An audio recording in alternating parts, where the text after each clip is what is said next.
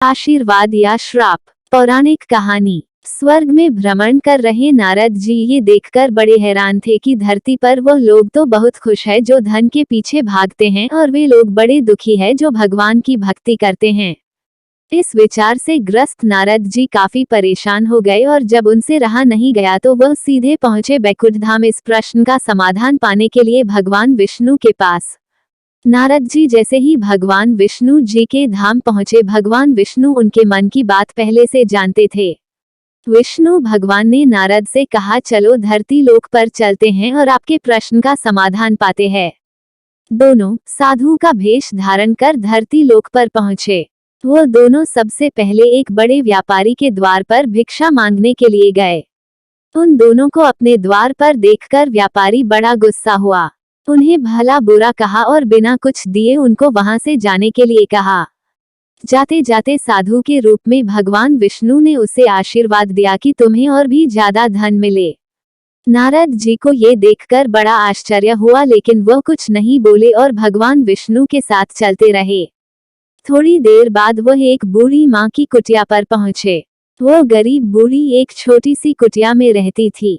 उसके यहाँ जाकर जब दोनों साधुओं ने भिक्षा मांगी तो बूढ़ी माँ बोली, मेरे पास तो आप लोगों को देने के लिए ज्यादा कुछ है नहीं, लेकिन हाँ मेरे पास एक गाय है जो दूध देती है। अगर आप चाहो तो मैं उस गाय का दूध दोहकर लाती हूँ। आप दोनों के लिए उसे पीकर अपनी भूख शांत कर सकते। साधुओं के हाँ कहने पर बूढ़ी माँ ने दोनों के लिए दूध का इंतजाम कर दिया। खुश होकर साधु के भेष में विष्णु भगवान ने जब बूढ़ी से कहा कि बताओ तुम्हें क्या चाहिए, तो बूढ़ी माँ ने कहा कि मुझे कुछ भी नहीं चाहिए, बस आप आशीर्वाद दीजिए, मेरे लिए इतना काफी है। आशीर्वाद देकर दोनों साधु वहां से जाने लगे। तब जाते जाते विष्णु भगवान ने बूढ़ी माँ से कहा कि तुम्हारी गाय कुछ दिनों में मरने वाली हैं। वहां से थोड़ा आगे जाने पर नारद जी बड़े परेशान हो गए और विष्णु भगवान से बोले, ये कैसा न्याय है भगवान आपका?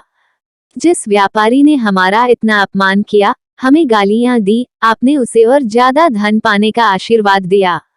और इस बूढ़ी माँ को जिसने हमारी इतनी सेवा की, हमारे लिए दूध की व्यवस्था की, उसे आप कहते हैं कि उसकी गाय जो कि उसके जीवन का आखिरी सहारा है वह भी मर जाएगी, ऐसा क्यों?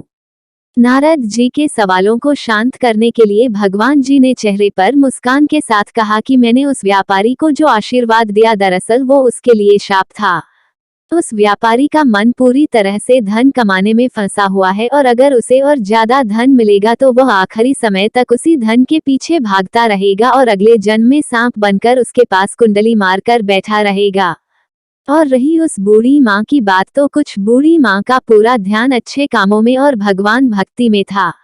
हाँ, सिर्फ थोड़ा सा मन उसका उस गाय में अटका हुआ था और वह अपने आखिरी समय में उस गाय के मुंह में ये चिंता करती रहती कि उसके जाने के बाद इस गाय का क्या होगा, क्या कोई उसे हानि पहुंचाएगा या मार डालेगा, और वह पूरी तरह से मुक्त नहीं हो पाती। बस यही कारण था कि मैं चाहता हूँ कि आखिरी समय में उसका ध्यान पूरी तरह मेरी तरफ रहे, ना कि इस गाय की तरफ। भगवान विष्णु के समझाने के बाद और इस पूरी घटना के बाद नारद जी का मन पूरी तरह से शांत हो गया और वह खुशी खुशी स्वर्गलोक लौट गए। दोस्तों, छोटी सी ये कहानी हमें कहती है कि हमें अपना जीवन अच्छे कामों में समर्पित करना चाहिए, ताकि अंत के समय में भी हम अच्छे कामों के बारे में सोचें और भगवान के बारे में सोचें और इस जन्म मरण के बंधन से मुक्त हो सके। यदि ये कहानी आपको पसंद आई हो तो अपने दोस्तों और अन्य लोगों के साथ शेयर जरूर करिएगा।